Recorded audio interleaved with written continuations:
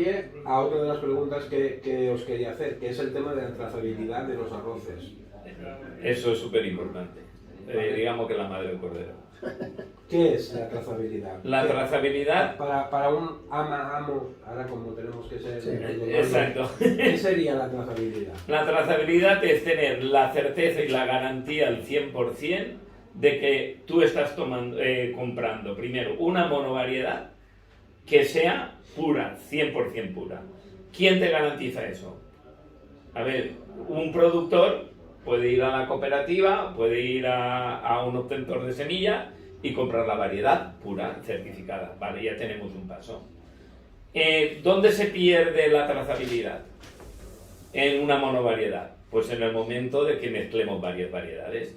Como la legislación dice que bajo arroz redondo todo tipo de grano entra, cabe todo, entonces la industria que no se calienta la cabeza, ni se la puede, porque necesitaría un montón de logística que no tiene, pues ¿qué pasa? Se mezclan variedades como el argila, el soto, el senia no se mezcla porque no existe, pero el piñana, el gleba, parte de J. Sandra que no lleva denominación de origen, un sinfín de variedades que todas son primas hermanas, pero realmente cada una tiene su particularidad. Pequeña, pero la tiene, tanto en el cultivo como en la cocción.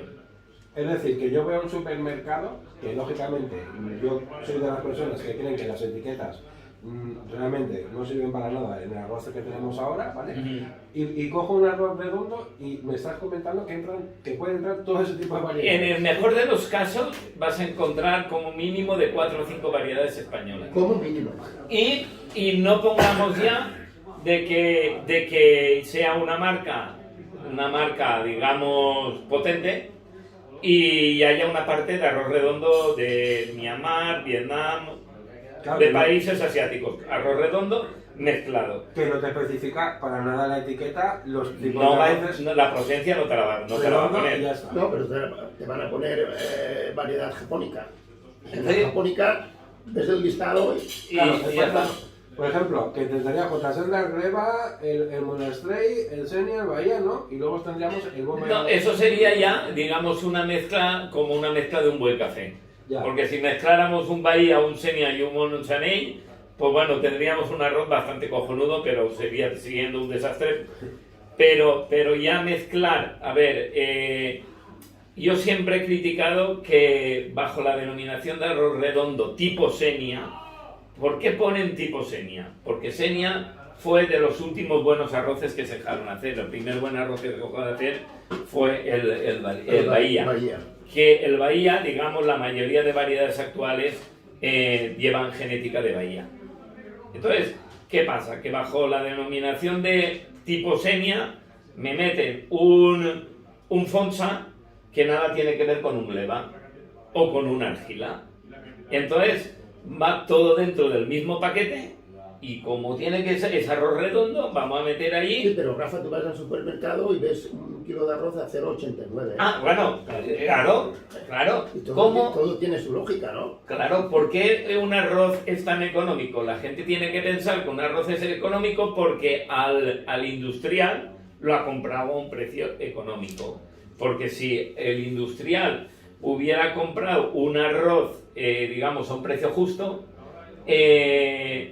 no podría ponerlo así, a ese precio. Lo que pasa es que si lo traen de países terceros, sin libres de aranceles y con todas las facilidades y los beneplácitos de la Unión Europea, pues aquí lo tenemos y aquí no lo estamos comiendo. Pero por ejemplo, ahí también entraría otra cosa que yo alguna vez he oído comentar a los cocineros, y es el grano roto, bueno, la tasa de partidos. Los partidos sí. Y demás, que a veces te salen. Sí. Que eso sí que ahí Adolfo nos puede decir algo en cuanto a cómo puede afectar la cocción. Claro. Y luego, ¿qué porcentaje, por ejemplo, estaría permitido de esa rotura dentro de un grano? Porque se supone que si un arroz es bueno no debería llevar ninguno. No, según la legislación, un arroz categoría extra, un 5%. 5%. Máximo. A ver, esto es como todo. Que eso lo miden los molinos. Eso, claro, esto en el A la molino, hora de envasar. a la hora de envasar dicen, a ver, este es categoría extra, 5%. Categoría primera, pues no sé si es un 10%. Yo la verdad que lo de la categoría, a ver, como aquel, y si yo hago un arroz que tiene una tasa del 1%, ¿qué categoría tengo? XXL. Claro, pues al final, pues lo que hemos puesto, al final tenemos un arroz premium. Ya está, por diferenciar un poco. Pero por ley vale lo de la categoría extra, ni más ni menos. ¿Se nota ese tal porcentaje a la hora de...? Tú, José, revisar? ahora te contesto, pero tú, José, en la próxima vez que salgas con la familia, con los amigos a un restaurante a comerte una paella, cuando te la presenten en mesa, fíjate, a ver cuántos granos enteros a superficie ves y cuántos medios granos ves. Y en función de eso, de todo lo que estamos hablando, tú puedes hacer un análisis del arroz que tú vas a comerte. ¿Vale? Un arroz partido, a la hora de cocinarlo, como está partido, la perla puede estar en un lado o puede estar en el otro. Con lo cual, ese medio grano y ese medio grano van a actuar dentro de una ebullición diferente. ¿Eh? Totalmente distinto. ¿Vale? Claro, te estás soltando el almidón desde el minuto Desde el 1. minuto 1. ¿Vale? Una parte. Claro. La otra no. Claro. La otra no, porque no tiene el punto, ¿no? ¿Vale? Con lo cual, no puede salir cuando tú lo ves y te lo metes en boca, que cojas un medio grano y que digas, ostras, no le he notado nada. Pues de lo que estamos hablando. Comer un arroz al dente, ¿qué significará? Pues que vamos a encontrar que la perla todavía está en el centro del grano. Pero si tú coges medio grano, te lo metes en boca y tú no notas nada, es que eso ha desaparecido, lo que estamos hablando. El almidón al minuto 1 te lo ha soltado. Con lo cual, en la ebullición, posiblemente ese grano quede abierto ya. Y te va a complicar la elaboración, porque te está soltando, si lleva una tasa alta de partido, te está soltando una serie de almidones que ya puede hacer que la elaboración que estés, si estás en un arroz tipo límite, digamos, como un Bahía, un arroz de este estilo, ¿qué pasa? Que para llegar al punto óptimo de cocción, pues igual por culpa de una tasa alta de partidos podrías tener que el arroz se te quedara abierto, empastrado. Y vamos a pegarle otra vuelta al rizo, porque yo creo que esto, sí que vamos a hacer cultura del arroz hoy. No vamos a hablar de marcas, no vamos a decir marcas, sí vamos a poner en valor lógicamente la tuya. Gracias. Porque además creo que eres el único que envasa Salvación, por lo menos en Sí, Valencia, ¿no? por lo menos hasta el día de hoy sí. ¿Y qué... La utilidad. A ¿Qué ver, era? la utilidad de envasar al vacío, la primera es por no emplear un producto químico de conservación. Después pasa como con el café, el arroz, en el momento de que le quitas la cáscara, empieza la oxidación. Manera... Pero, vamos a ver, estás empezando la casa por el tejado. Vale. Empieza por abajo.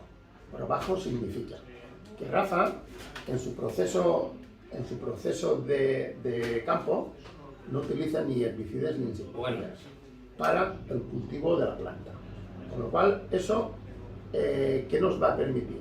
Que estamos hablando de un grano completamente libre de herbicidas.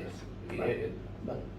¿Eso qué significa a la hora de cuando ya hayas recolectado en la cosechadora y hayas quitado la cáscara al grano?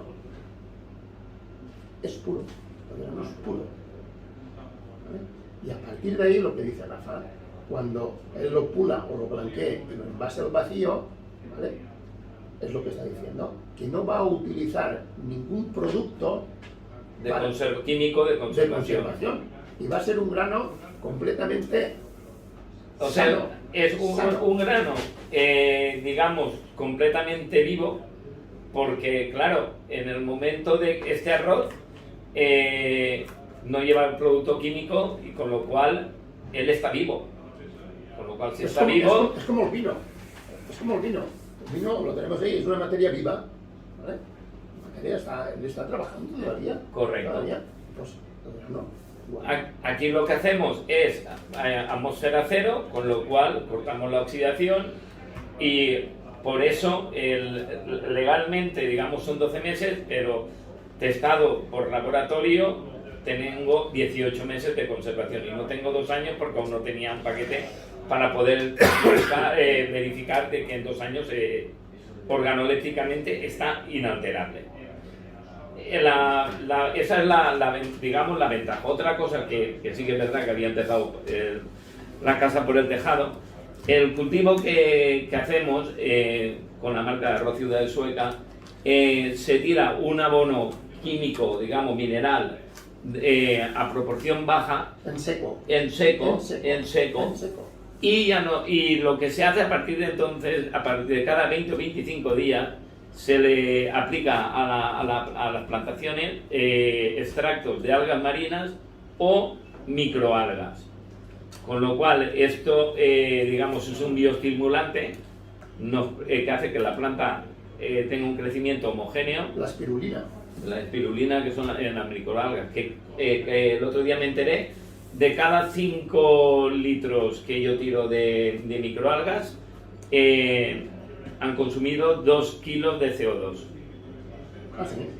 O sea, que es, digamos, porque esto lo tienen las plantas mediante reacción de la combustión de las plantas de gas, que están... De los gases. Entonces tienen allí, hay 2 empresas en España que, digamos, catalizan todo ese CO2, lo hacen el cultivo de microalgas, eso ya no se emite a la atmósfera y venden digamos, para el cultivo y también para en cocina las espirulinas en polvo.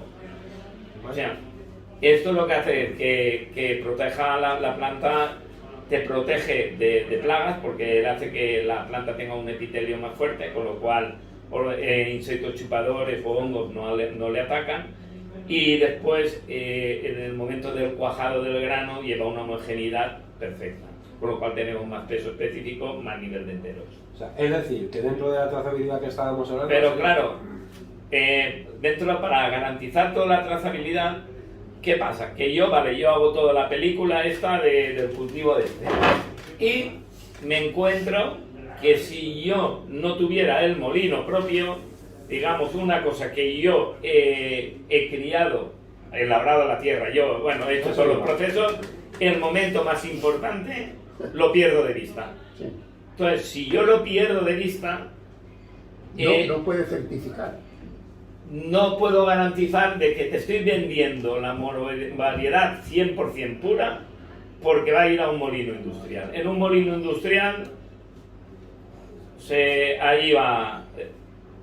Que precisamente a eso iba, que me ha venido genial, porque es lo que vamos a comentar. Es decir, deberíamos conocer las marcas, porque marcas muy potentes que tenemos en supermercados en estos momentos, como monovarietales, pasan directamente a un molino industrial y él ha perdido lo que, como bien comentas, pues todo ese cultivo del arroz, ¿no? Por ejemplo, alguien que tenga su campo de bomba, por ponerte un arroz, pasa a la parte industrial, probablemente, sin cambiar de variedad, lógicamente, se mezclarán con otros bombas, a lo mejor un resto de otro campo, y ese se envasaría en un saco de una marca. Claro. Saco o bolsa. A ver, pondría el ejemplo más normal que hay aquí y que está muy en boga.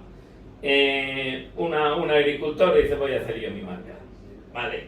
Y después vende la burra de que está vendiendo ese arroz. No es así. No es así, no lo puede garantizar, porque él, si va a llevarlo a un molino que medianamente industrial, porque uno muy grande no se lo va a hacer, pero vamos a que tenga un buen volumen. Entonces, ¿qué pasa? Que él lleva su arroz allí y le dice, quiero que me elabores albufera, por decir una monovariedad, ¿vale? Y este le dejará allí sus 10.000, sus 15.000 o sus 5.000 kilos. Y él, arreglo rendimiento, el industrial le dará con su paquetito, con su marca, los 2.000, 2.500, lo que le parecerá. Aquel venderá la burra de que está vendiendo su arroz y no su arroz. Puede ser una parte, pero la mayoría no va a ser.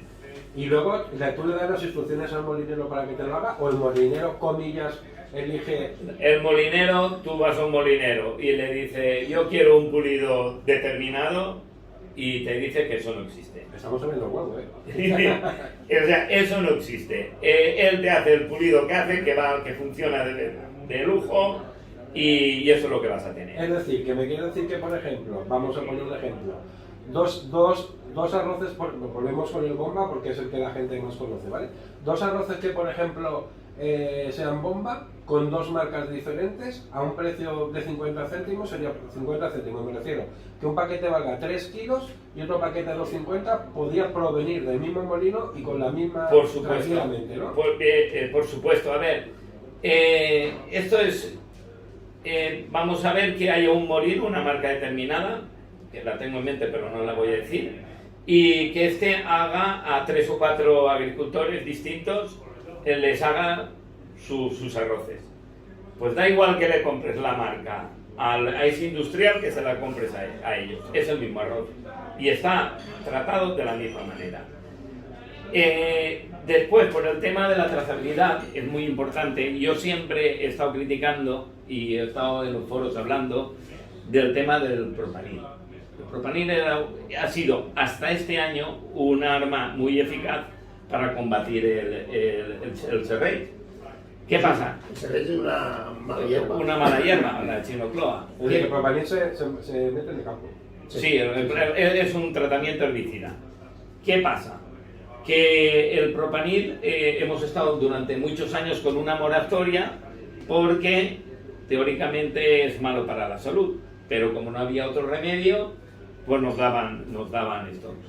¿Qué pasa? Hay mucho agricultor que para hacerte un arroz industrial tienes que ir a lo que tienes en la mano. ¿Qué tienes en la mano? El herbicida. ¿Qué ha pasado? Que este año ya no lo han renovado. Entonces, ¿qué pasa? Que tú, todos estos productos, tanto como el que estamos hablando de la fosfatina y todos estos productos de conservación del grano, igual que nos han quitado en este momento el propanil, ya nos quitaron los tricicazoles hace tiempo, tal, pues llegará un día que también quitarán. ¿Qué solución le darán? Pues alguna solución le tendrán que dar para la conservación del grano. Pero producto químico, la Unión Europea dice que no, pero sin embargo no paran de importar arroces sin control fitosanitario. O sea que, bueno, que dice arroz, naranja, verdura... Sí. Que claro, y esto nos pone un poco en tesitura por lo que hemos hablado al principio sobre el tema de la reserva, o sea, de lo que es un arroz reserva. Porque al final arroz reserva, vamos a ver, yo te digo lo que yo he leído, por ejemplo, de los arroces italianos, que parece que son los que más de moda han puesto esto, ¿vale? Vale, sí. Es el Carnaroli y el Carnaroli, el Carnaroli de la familia Aquarello. Vale. A ver, eso es un arroz envejecido bajo una fórmula que solo la conocen ellos, y todo lo que lo que hay por ahí es, digamos, no se parece en nada.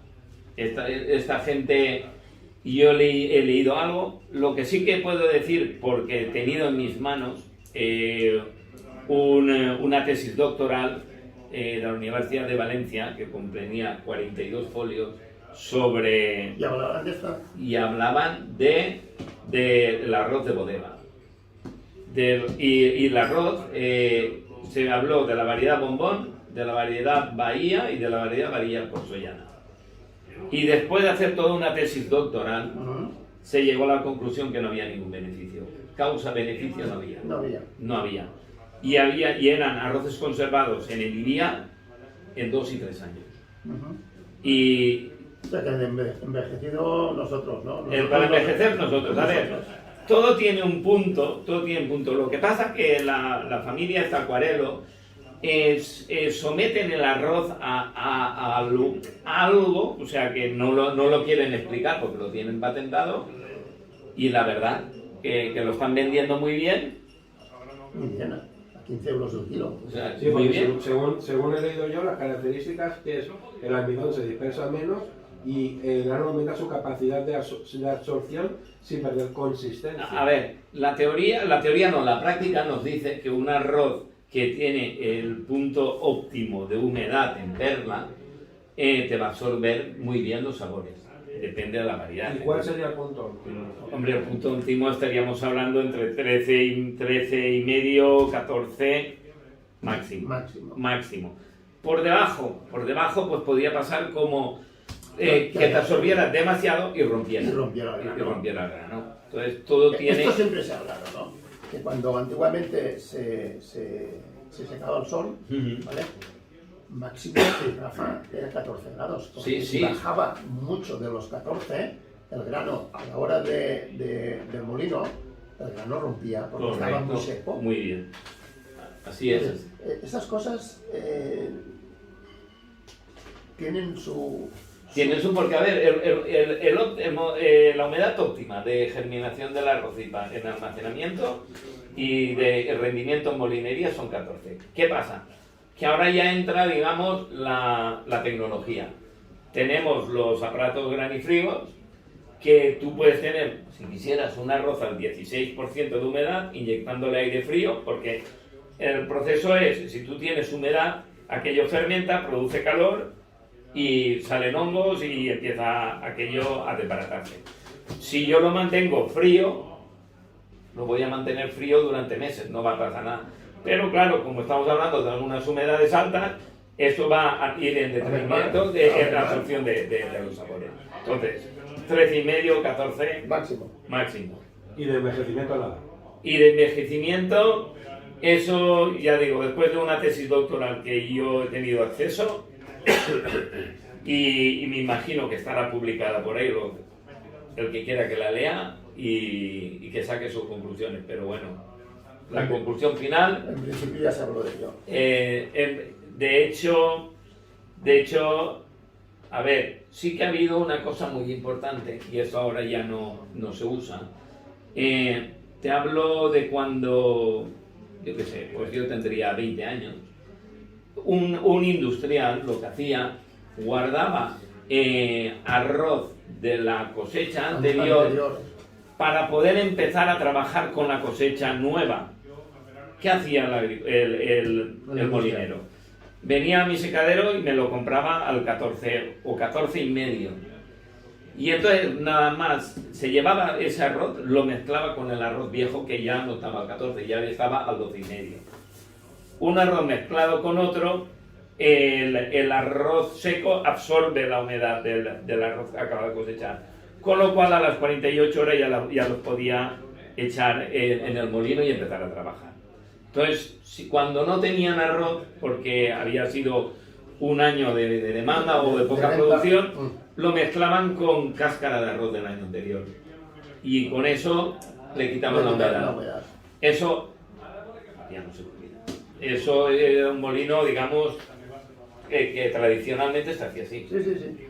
Y vamos a hablar de los integrales. Vale. Pues el integral, como dice mi amigo Norberto, te comes 2 galletas María y ya tienes la fibra. El arroz integral tienes que gastar una monovariedad que te absorba bastante bien, que coja sabor, porque claro, está tan protegido en el núcleo que la perla que no. Entonces tienes que gastar, digamos, un arroz que te garantice que te vaya a absorber. Pero esto es, yo siempre lo digo, lo más antihigiénico es un arroz integral. Y dirás, ¿por qué? A ver, del campo viene con cáscara. Le quitamos la cáscara y ya no lo comemos. Si le quitamos un poco más, ya vamos a quitar, digamos, porque claro, ya le quitas grasas al grano. Lo primero que le quitas son las grasas. Pero si tú le quitas la grasa y ya lo metes a cocción... Claro, entonces, no sé, digamos que ha estado más... es como comenté, una fruta con piel o sin piel, ¿no? Evidentemente la piel ha estado expuesta a ambientes como de un pajarito, lo que queramos decir. Que lo estábamos comentando también antes fuera. Estábamos precisamente por el tema del pulido. Antiguamente, claro, no existía la maquinaria que tenemos ahora. Tan Se sofisticada. hacía a mano, es decir, se soltaba la paja y luego se se arañaba o se pulía un poquito, pero en la propia casa. Y yo creo que te lo he preguntado, pero me gustaría que me respondiera. ¿Qué tipo de arroz crees que se utilizaría en ese momento? O sea, En aquel momento era casi con toda seguridad la variedad de Benlloc y después la variedad varía por Sollana. pero me refiero, ¿ese arroz estaría pulido, semipulido? Ese arroz, a ver, ese Lo arroz digo por la diferencia de gusto. hablaríamos de un arroz semipulido, porque no había la tecnología y, a ver, con tal de que estuviera comestible, ya les valdría a las personas. No buscarían una uniformidad de una blancura, porque no la podrían conseguir. Eso sería imposible con los métodos que digamos, métodos ancestrales. Pero eso variaría el sabor. Sí. Claro que varía el sabor, evidentemente. Cuando el arroz, digamos, está menos pulido, tienes más minerales, evidentemente tienes más grasas, pero tienes, digamos, más alimento y más digestivo por la fibra que lleva. Ya tenemos que hacer una cosa. Tienes que dejar arroz, vamos a prohibir como se puede. Yo, en el simposium del DACEN hicimos la prueba en un bahía integral, pulido, doble pulido, blanqueado. Se hizo la prueba a una cata sin saber, bueno, el integral se supo cuál era porque no se sirvió en el momento. Por lo que hablamos, con el mismo tiempo de cocción, el doble pulido, el arroz se deshizo. Con el pulido normal, el arroz aguantó muy bien, cogió muy bien los sabores. ¿Y la retro? Y la retro no fue tan buena como en el blanqueado, en el menos pulido. En el menos pulido tenías la misma absorción, mejor retrogradación y el grano totalmente suelto. Y eso... Por eso José, cuando le hago un inciso ahora a Rafa, lo primero que tenemos que saber en cocina, qué es lo que queremos hacer. Exacto. ¿Y cómo se trabaja? ¿Qué es lo que vamos a pretender dentro de una elaboración? ¿Un grano suelto? ¿Que quede suelto? Vale, yo te lo hago, claro. Pero también te digo que los elementos que vamos a añadir para elaborar ese arroz, posiblemente el grano no tenga sabor. Claro, cogemos un poco y terminamos. Si usted me dice a mí que quiere un grano suelto, yo eso lo hago. Vamos a coger una variedad que tenga mucha milosa, y el grano quedará suelto, claro. Por supuesto. Claro. Qué bonito es. Tú cogerás en grano frío incluso, que tú cogerás, el grano caerá uno. ¿Qué tenés un ejemplo de esto? De hacer una paella a grano. Yo tengo Que eso vamos a hablar ahora. Por Sí. Aquel día disfruté. Ya. Esa anécdota quiero que me la cuentes, porque ahora vamos a volver al ama o amo de casa, ¿vale? Es decir, ya tenemos dos cosas que más o menos he podido sacar en claro para que lo tengan. O sea, por una parte tendríamos lo que es una monovariedad y por otra parte tendríamos lo que es una mezcla, digamos, ¿no? ¿Vale? Entonces, a la hora de elegir, siempre sería mejor elegir una monovariedad. Una monovariedad. Por muchas cosas. Vale, pasando a la cocina, lo que Adolfo comenta es que en un momento dado lo primero que tenemos que saber es qué vamos a cocinar. Correcto, si vamos a hacer un arroz de pescado, un arroz de carne... Un arroz meloso, un caldoso, un seco. Que ahí, que yo creo que tampoco tenemos cultura de qué tipo de arroz o qué arroz concretamente gastaríamos para qué tipo de plato. ¿Vale? No hay. Y luego, ya, sí que esto sí que creo que va dirigido a ti, vamos a hacer una paella y ya tenemos la discordia de siempre. 3 dedos, un dedo, el grano suelto. Quiero que me comentes, por favor, la anécdota de lo del grano suelto. Bueno, aquello fue increíble. Aquello fue unos 3 años. Un restaurante que teníamos en Altea. Me vienen un domingo por la noche, me llega el maître y me dice que le entran 2 clientes para cenar que querían comer arroz. Y les dije que sí, que no había problema, pero con la particularidad que era arroz para una persona sola. No hay ningún problema. Y en esta cuestión me dice que el cliente le había dicho que a su vez era cliente de una estrella Michelin, no vamos a nombrar, que era cliente y que él siempre que iba a comer allí los granos estaban palabras textuales, eso se me quedó grabado, colocados dentro de un caldero. Si no, nosotros podíamos hacerle lo mismo. Y le dije que sí.